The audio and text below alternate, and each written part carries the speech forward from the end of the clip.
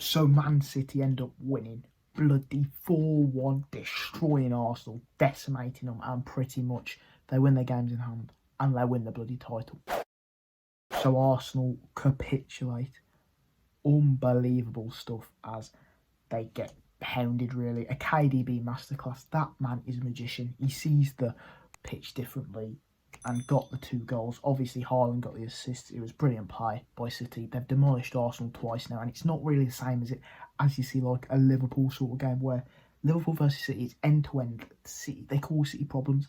Arsenal did not really cause City the problem until they got that goal at the end. Obviously, they had one shot on target before that, but from the minute go, City's press was just dominating. They went long occasionally with Haaland. He played it into De Bruyne, and De Bruyne from there was just all over the shop. Got that early goal.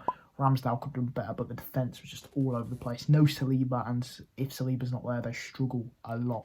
They just couldn't play the Arteta way, which is passing out from the back. City's press was really good. Obviously, Arsenal did go and press at times, but then that was where they caught Man City, and it was just a disaster class, really. It was sort of an anticipation of when is Haaland going to score, the robot.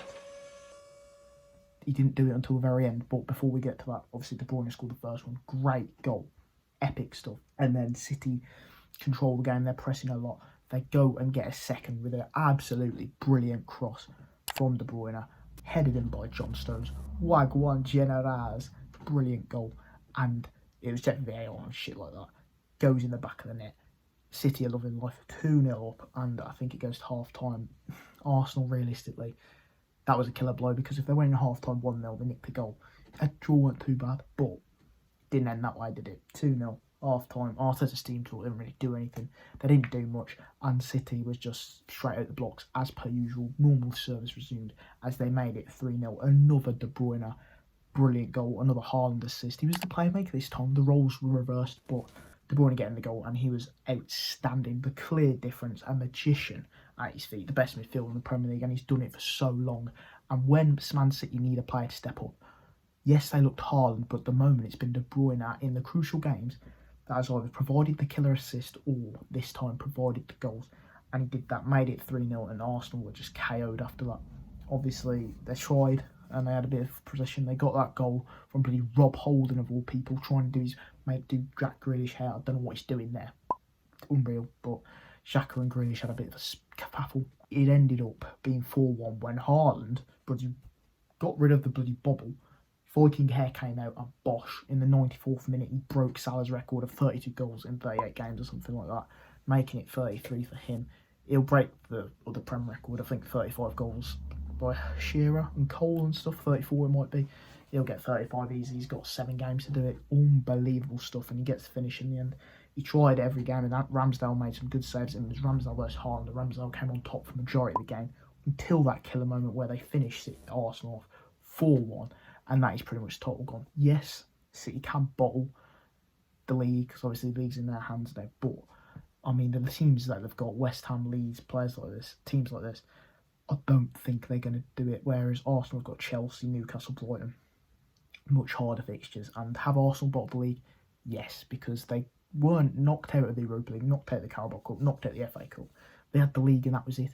And although they're inexperienced and it's the first time really going for this title charge, the points that they dropped were silly against West Ham, Southampton, Liverpool. Obviously Liverpool, it can happen, but the Southampton and West Ham ones, they should have bloody won, and that is their downfall realistically, where if they'd have won them games, they could have had a little bit of respite against City, where if they'd lost, it wouldn't have been so effectively. And yes, City, if by some miracle they lose both of their 2 games in hand, Arsenal will still be on top, but I feel in their heads now, it's just a mind block, and they could go swamping down to all the way to 3rd if bloody Man United pick them up and win all their games in hand. I don't think they will. I think Arsenal will be in the top 2, but they gave it their best shot. Obviously, the inexperience just came. Arteta will learn from this. His team will learn from this. They'll rebuild, and realistically, what's really helped them is the 1 game a week stuff where they've been out of the Europa League. Man City have got a hectic schedule now, and can they do the treble? It's on, and it's probably their best chance because Haaland's on fire. De Bruyne is performing at the right time. That new position for Stones is unbelievable, and City are just on fire. They always end and finish the season strongly, but what Pep has done to this team, rebuilding it pretty much 3 times, is incredible. And I have to say, he is one of the best managers ever. If I was ranking managers top 3, it'd probably go Sir Alex, Jose Mourinho, and it's either Pep or Ancelotti. Obviously, Ancelotti, if he wins the Champions League, wow, that would be unbelievable. Real Madrid not performing in the Liga, but in the Champions League, that big game, Manchester City versus Real Madrid, we know what happened last time. It'll be a firecracker. But yeah, that Pep, I was watching his interview afterwards. His mastermind is incredible. How he has players hold their positions, and certain players are related to Rome like De Bruyne.